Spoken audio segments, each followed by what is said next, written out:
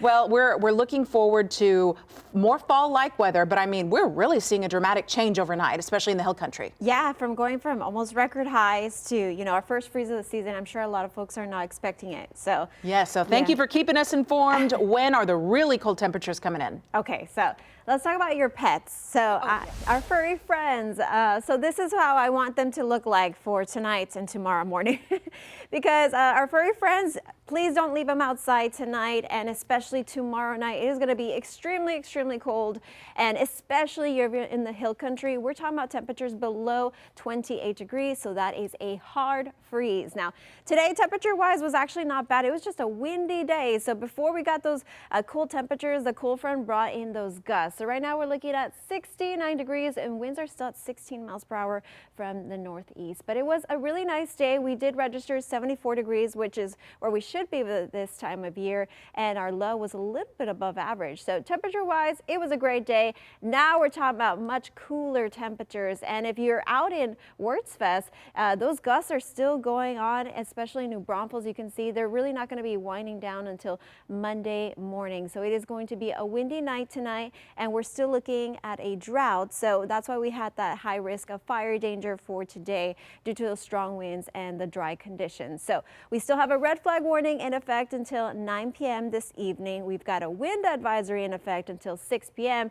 And now we have a freeze warning for our friends in the hill country until 9 a.m. on Monday. So it starts to midnight tonight into 9 a.m. on Monday.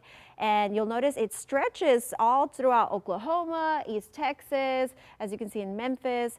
It stretches all out. So these are places that are going to be seeing freezing temperatures. And the reason why we want to focus on it so much is because we were close to matching a record high on Saturday. We did break one on Friday. So I'm sure a lot of folks are not expecting that significant drop in temperature. So Monday and Tuesday morning, expect a really cold weather. Bundle up with the thicker jackets, not a little sweater.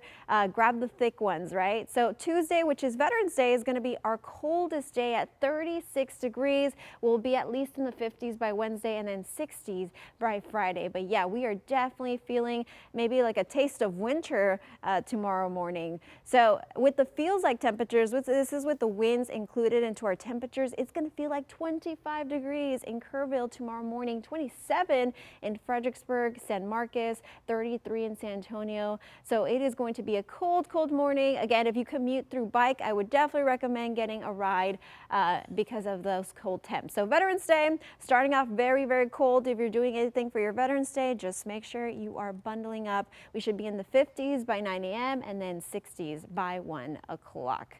All right, so here's a look at your 14-day forecast. We still have the weather impact alert in effect for today, tomorrow morning, Tuesday morning. By Wednesday morning, we'll be back in those 50s. And even though our high should be in those mid 70s, we're going to be back in the 80s by Wednesday.